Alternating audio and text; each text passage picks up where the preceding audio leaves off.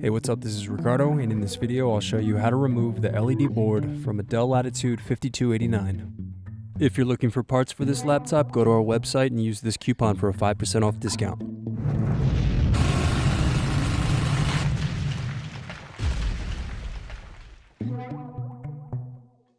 First, unscrew and remove bottom base.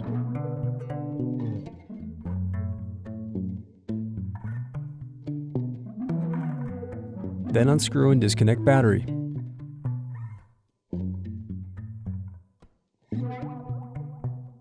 Now unscrew and disconnect LED board.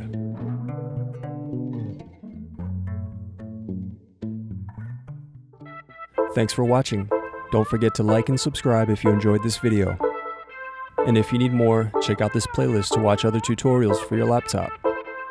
You can also click here to find parts for your laptop at partspeople.com.